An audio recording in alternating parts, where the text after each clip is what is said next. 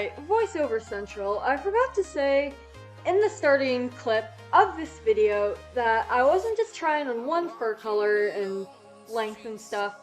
I was trying on 4 different ones to experiment for you guys. First, we have a short light colored fur. Second, we have a short darker colored fur. Third, we have a dark colored long fur. And fourth, we have a light colored long fur. I'm testing on these different lengths so that you guys can see the differences on fur length and the colors this dye shows. I hope you enjoy, and voiceover central is now done. Starting with the actual video. Hey everyone, what is up? My name is Forrest and I'm not in my fursuit today because this tutorial is a little bit messy. But in today's tutorial, I'm going to teach you how you can dye fake fur custom colors. The things you are going to need is some liquid dye stuff. You get it at like any craft store. It's pretty common to find in the color you want. You will need your fake fur. This works for long or short. A big bucket of water. Well, a big bucket. I use a 5-gallon bucket, but you can use about any size as long as it's at least 2 gallons. You are gonna need a bunch of cold water, some gloves, and you will also want to wear clothes that you don't really give a shit about, because there is a big chance that they will get dye on them. And yeah, that's pretty much all you really need. So without further ado, I'm going to show you how to dye fur. Let's get started. Alrighty, guess what? The voiceover central is back online, and what I am doing now is I'm taking the hose and I'm filling this 5-gallon bucket about halfway full with just cold water. This is extraordinarily important. Fur can melt under heat. The bottle will say that you'll need to use hot water. However, you should refrain from doing this. Reason being, fur, if put under enough heat, will melt and ruin the fibers. So that is something you really need to keep in mind, and you should, when you're dyeing fur, even though it says you should on the container, you should never, ever use hot water or heat on fur. And here I am, over here, fucking around with the camera a little. Wow. Like, I guess my yard just doesn't really have a good place for my camera to sit, because apparently my tripod has a foot missing, so that kind of sucks. So, sorry if there's a bad camera angle, I hope you can still tell what I'm doing. But yeah, I think I'm actually getting the dye ready. The dye that I am using in this video is black dye. If you are using dark colors of dye, to get the most accurate color, you will want to use darker colors. However, if you are trying to dye something lightly, you should not try to dye a dark colored fur a lighter color, because the color will just get absorbed. What I'm doing now is I'm pouring a little bit of the bottle, maybe 1/4 of it, inside this bucket. I am now struggling to find something to mix it with. I used a ruler last time. You can use a ruler, but I'm using a PVC pipe in this case, because it's the only thing I really had on hand. As you can see, what I'm doing now is I'm basically just mixing up the dye and getting it spread evenly with the water, so the water is evenly mixed with the dye.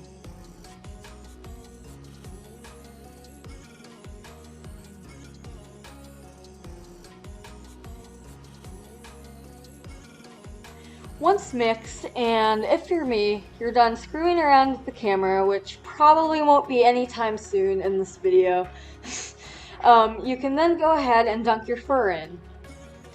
Alright, it looks like right now my era of screwing around with the camera is over. The fur that I am using is this white teddy fur.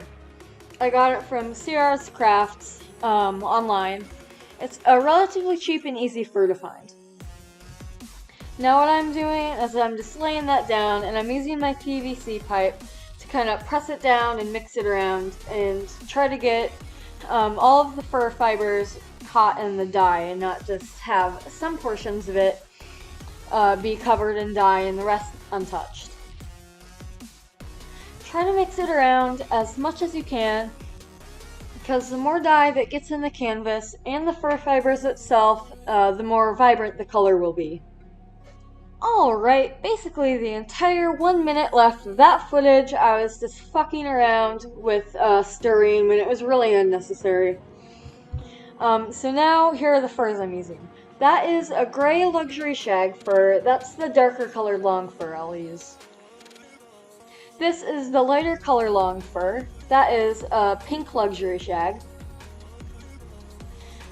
And this is a gray beaver fur, which is pretty short, and that's the darker color. Now I'm putting the lighter colored fur in. Now keep in mind, you do not have to use all of the lengths in this. I'm just experimenting with the different lengths so that you guys might be able to see the outcome on the fur length and the color you'll use.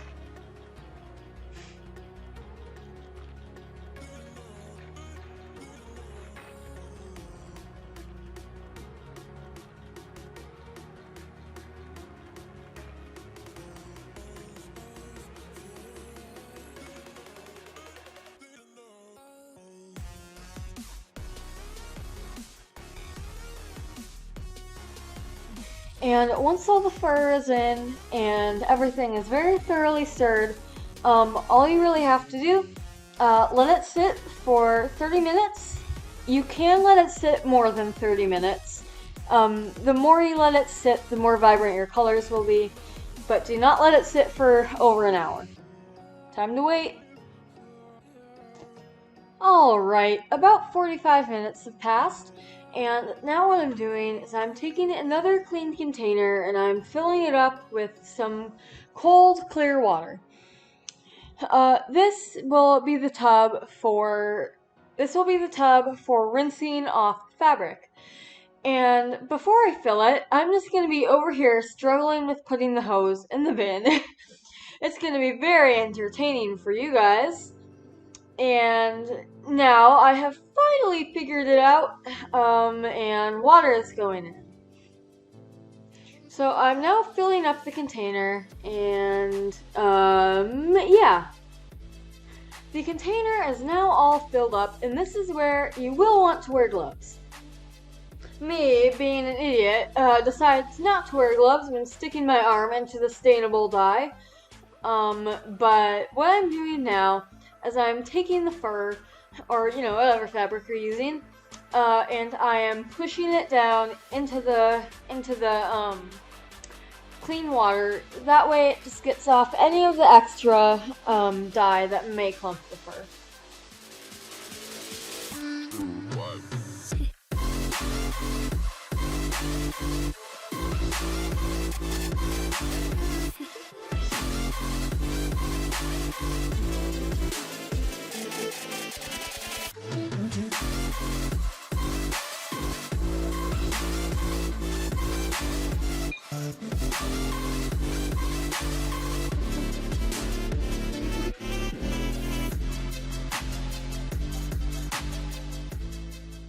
Once all of your fur pieces are all rinsed off, you will need a clothesline.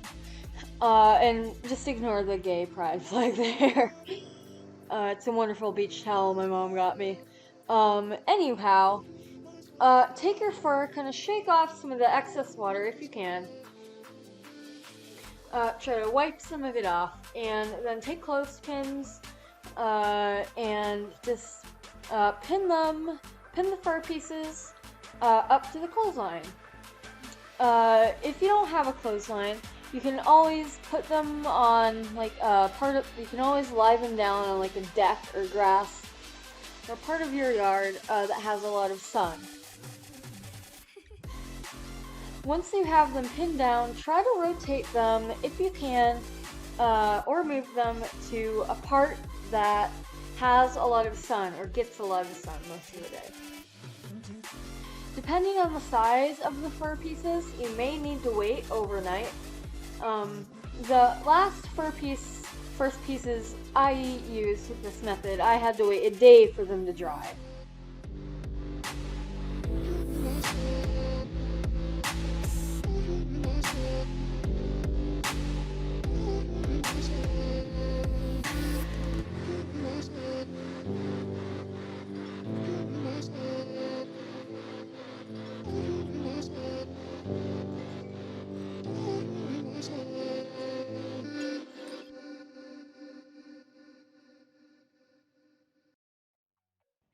now that all your fur pieces are dry, all that's really left to do is to wait.